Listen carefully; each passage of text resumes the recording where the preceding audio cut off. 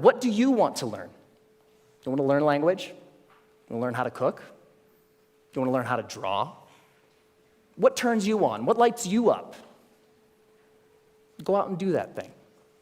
It only takes 20 hours.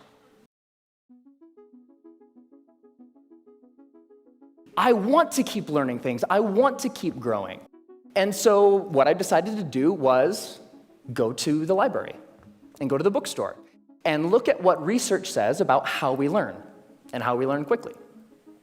And I read a bunch of books, I read a bunch of websites, and trying to answer this question, how long does it take to acquire a new skill? You know what I found? 10,000 hours.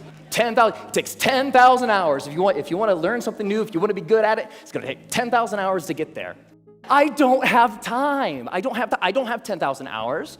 I am never going to be able to learn anything new ever again. But that's not true. And what I found, here's the wrinkle. The 10,000 hour rule came out of studies of expert level performance. There was a professor at Florida State University. His name is K. Anders Ericsson. He's the originator of the 10,000 hour rule. And where that came from is he studied professional athletes, world-class musicians, chess grandmasters, all of these ultra-competitive folks in ultra-high-performing fields, and he tried to figure out how long does it take to get to the top of those kinds of fields. An author by the name of Malcolm Gladwell wrote a book in 2007 called Outliers, the Story of Success. And the centerpiece of that book was the 10,000 hour rule. Practice a lot, practice well, and you will do extremely well. You reach the top of your field. So the message, what Dr. Ericsson was actually saying is, it takes 10,000 hours to get to the top of an ultra-competitive field in a very narrow subject. That's what that means. And a society-wide game of telephone started to be played.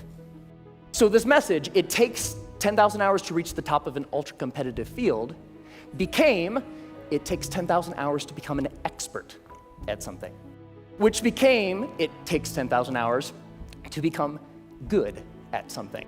Which became, it takes 10,000 hours to learn something. But that last statement, it takes 10,000 hours to learn something, it's not true. It's not true. When you actually look at the studies of skill acquisition, you see over and over and over a graph like this.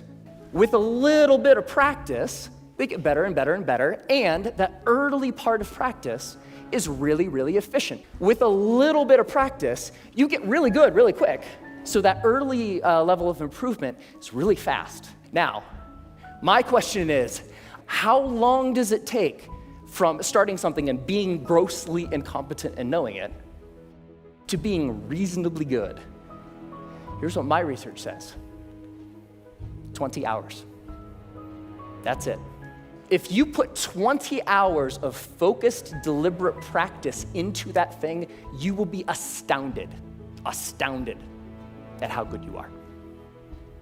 20 hours is doable. That's about 45 minutes a day for about a month, even skipping a couple days here and there. 20 hours isn't that hard to accumulate. Now, there's a method to doing this. There's a way to practice intelligently. There's a way to practice efficiently that will make sure that you invest those 20 hours in the most effective way that you possibly can.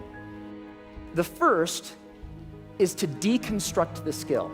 Decide exactly what you want to be able to do when you're done, and then look into the skill and break it down into smaller and smaller pieces. Most of the things that we think of as skills are actually big bundles of skills that require all sorts of different things. The more you can break apart the skill, the more you're able to decide what are the parts of this skill that will actually help me get to what I want, and then you can practice those first. And if you practice the most important things first, you'll be able to improve your performance in the least amount of time possible. The second is learn enough to self-correct. So get 3 to 5 resources about what it is you're trying to learn. Could be books, could be DVDs, could be courses, could be anything. But don't use those as a way to procrastinate on practice.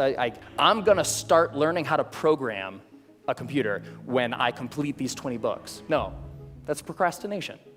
What you want to do is learn just enough that you can actually practice and self-correct or self-edit as you practice. So the learning becomes a way of getting better at noticing when you're making a mistake and then doing something a little different. The third is to remove barriers to practice. Distractions, television, internet, all of these things that get in the way of you actually sitting down and doing the work. And the more you're able to use just a little bit of willpower to remove the distractions that are keeping you from practicing, the more likely you are to actually sit down and practice, right? And the fourth is to practice for at least 20 hours. Now, most skills have what I call a frustration barrier. You know, the grossly incompetent knowing it part, that's really, really frustrating. We don't like to feel stupid. And feeling stupid is a barrier to us actually sitting down and doing the work. So by pre-committing to practicing whatever it is that you want to do for at least 20 hours, you will be able to overcome that initial frustration barrier and stick with the practice long enough to actually reap the rewards. All right, that's it. It's not rocket science. 4 very simple steps that you can use to learn anything. The major barrier to learning something new is not intellectual. The major barrier is emotional. We're scared. Feeling stupid doesn't feel good. In the beginning of learning anything new, you feel really stupid. But put 20 hours into anything. Doesn't matter. What do you want to learn? You want to learn language? You want to learn how to cook? You want to learn how to draw?